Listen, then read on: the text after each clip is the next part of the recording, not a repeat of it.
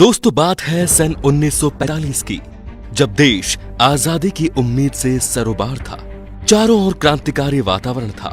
ऐसे में एक गढ़वाली परिवार में जन्म हुआ बेहद ही साधारण से दिखने वाले बच्चे का पूत के पांव पालने में ही नजर आने लगते हैं। पिता आर्मी ब्रिगेडियर थे तो देशभक्ति के संस्कार खून से ही मिले। कुशाग्र बुद्धि और बहुत कुछ हासिल करने की चाह के चलते 1965 में आईपीएस टॉप करके ही माने। केरल बैच के आईपीएस अफसर बने और 6 साल में वो मेडल हासिल कर लिया, जो 17 साल की ड्यूटी करने पर भी हासिल नहीं होता। मन के भीतर तो देश के लिए कुछ करने की ख्वाहिश सुलग रही थी। उसी के चलते पाकिस्तान में जासूस के तौर पर तैनात हो गए। 6 साल वहां जासूसी करते रहे।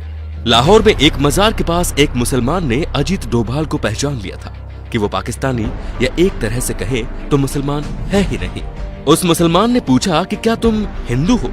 तो डोभाल चौंक गए और उन्होंने जवाब दिया नहीं। फिर वो उन्हें अपने साथ लेकर गया और एक छोटे से कमरे में दोनों गए। उसने कमरे का दरवाजा बंद कर दिया और एक बार फिर उसने कहा कि देखो, मैं कह रहा हूँ तुम हिंदू हो।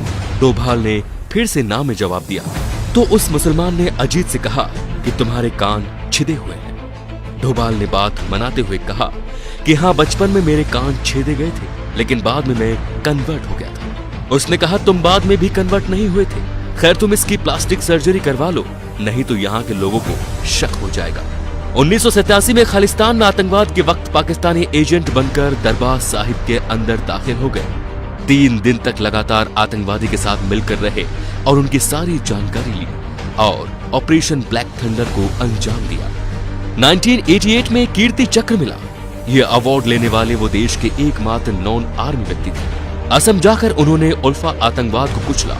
मोदी की तो उन पर शुरुआत से ही नजर थी। जैसे ही उन्होंने देश की बागडोर संभाली, उन्हें राष्ट्रीय सुरक्षा सलाहकार बनाकर बहुत बड़ी जिम्मेदारी सौंप दी। बलूचिस्तान में फिर से रॉ को एक्टिव किया और इस मुद्दे को अंतर्राष्ट्रीय मुद्दा करने के पीछे इस आधुनिक चाणक्य का ही दिमाग था।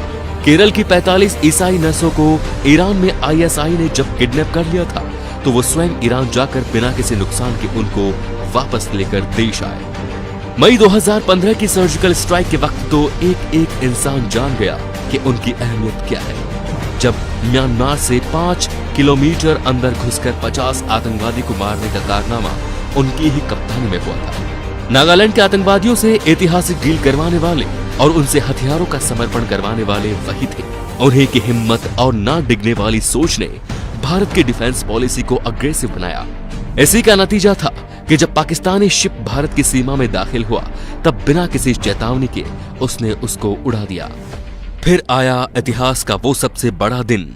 दिसंबर 2016 में पाकिस्तान की जमीन पर पहली बार सर्जिकल स्ट्राइक हुई। 3 किलोमीटर अंदर जाकर 40 आतंकवादियों और 9 पाकिस्तानी फौजियों को मारा। अपने किसी सैनिक को आंच तक नहीं आने दी। एयर स्ट्राइक में भी उनकी ही भूमिका रही। राइट विंग हिंदू संगठन विवेकानंद यूथ फोरम की स्थापना करने वाले भी वही हैं। इतिहास में कहानी है बाजीराव की, जो कहता था दिल्ली जीत सकता हूं, और वर्तमान में हौसला है उनका जो कहते हैं इस्लामाबाद जीत सकता हूं। और कोई नहीं, वो है मोदी के चाणक्य अजीत डोभाल। तो दोस्तों, कश्मीर में 370 हटाने पर पैदा हुए हालातों का जायजा लेने भी अजीत डोभाल स्वयं गए थे और उन्होंने अपने हिसाब से स्थिति को सामान्य किया और वहां के लोकल लोगों के साथ मिलकर उनके साथ हंसी ठिठोली करके उनके साथ वक्त बिताया।